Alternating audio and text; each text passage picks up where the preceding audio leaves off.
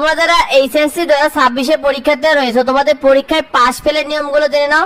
অধিকাংশ শিক্ষার্থীরা তোমরা অনেক সাবজেক্টে পাস ফেলে সঠিক নিয়মটা জানোই না। এই ভিডিওতে তোমাদেরকে A to Z জানিয়ে দেবো। সম্পূর্ণ ভিডিওটি তোমাদের জন্য খুবই জরুরি, কারণ ভুল করলে তুমি কিন্তু সুযোগ মিস করবে, তাই সম্পূর্ণ বিষয়টা তোমার খুবই জানা জরুরি। দেখো, তোমাদের এইচএসসি 2026 পরীক্ষায় যে আবশ্যিক যে সাবজেক্টগুলো রয়েছে, অর্থাৎ তোমাদের বাধ্যতামূলক যে সাবজেক্টের ভিতরে প্রথমে রয়েছে তোমাদের বাংলাতে কোনো রকম পরিবর্তন নেই।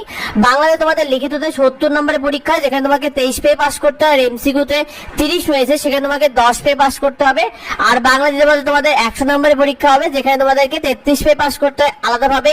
বাংলাতে কোনো পরিবর্তন নেই। তবে তোমাদেরকে জানিয়ে দিই, এরপরে তোমাদের রয়েছে ইংরেজি প্রথম পত্র এবং দ্বিতীয় পত্র।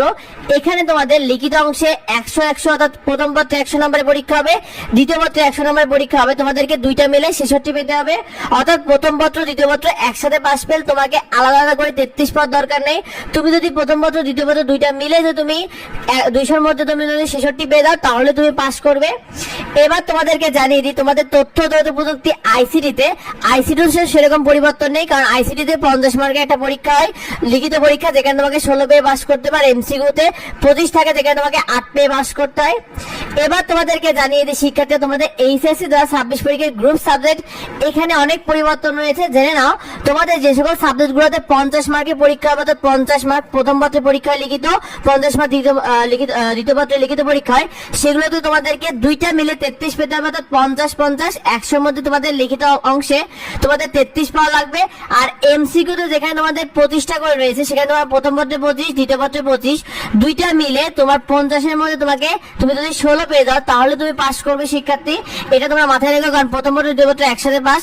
বিশেষ করে এই নিয়মটা রয়েছে তোমাদের যাদের পদার্থ প্রথম পত্র দ্বিতীয় পত্র, রসায়ন প্রথম পত্র দ্বিতীয় পত্র, জীববিজ্ঞান প্রথম পত্র দ্বিতীয় পত্র, উচ্চতর গণিত প্রথম পত্র দ্বিতীয় পত্র, ভূগোল প্রথম পত্র দ্বিতীয় পত্র। এই সাবজেক্টগুলো কিন্তু নিয়ম এভাবে, অর্থাৎ যেগুলোতে ব্যবহারিক 25 নম্বর রয়েছে, সেইগুলোতে তোমাদের এই নিয়ম। তোমাদেরকে 100-র মধ্যে 33 পাওয়া লাগবে লিখিততে, আর এমসিকিউতে 50-এর মধ্যে তোমাদের 16 পাওয়া লাগবে। এবার তোমাদেরকে জানিয়ে দিই, তোমাদের যে সকল সাবজেক্টে 70 রয়েছে, অর্থাৎ লিখিত অংশে 70 করে রয়েছে, সেখানে তোমাদেরকে দুইটা মিলে 46 পেতে হবে, প্রথম পত্র দ্বিতীয় পত্র মিলে। আবার এমসিকিউতে যেগুলোতে 30 রয়েছে, 30-60-এর মধ্যে তোমাকে 20 পেতে হবে, প্রথম পত্র দ্বিতীয় পত্র একসাথে পাস পেন। তোমাদের বাণিজ্য বিভাগে রয়েছে, বিশেষ করে হিসাব বিজ্ঞান, ব্যবস্থাপনা, ফিনান্স, উৎপাদন, সবগুলো প্রথম পত্র দ্বিতীয় পত্র একসাথে হবে। আর মানব বিভাগে তোমাদের ইতিহাস, যুক্তিবিদ্যা, সমাজবিজ্ঞান, পৌরনীতি, অর্থনীতি, সমাজকর্ম, ইসলামের ইতিহাস, ইসলাম শিক্ষা, এই সকল সাবজেক্টগুলো তো তোমাদের এইরকমই পাস ফেল হবে। এই বিষয়গুলো তোমার বন্ধুরা অনেকে ঠিক মতো জানে না। এটা কিন্তু এনসিটিভির নিয়ম, 2017 সাল থেকে এটা কার্যকর রয়েছে। তোমরা এই বিষয়টা অনেকে ঠিক মতো জানো না, তাই বেশি ভিডিওটা বন্ধুদের মধ্যে শেয়ার করে দাও, যাতে অন্যরা বিষয়টি জানতে পারে। পরবর্তী আপডেট পেতে এবং নিয়মিত সাজেশন এবং ফ্রি শিটগুলো পেতে আমাদের এডুবাংলা ইউটিউব চ্যানেলকে সাবস্ক্রাইব করে রেখো, এডুবাংলা ফেসবুক পেজকে ফলো দিয়ে রেখো। দেখা হয় পরবর্তী ভিডিওতে। ধন্যবাদ সবাই।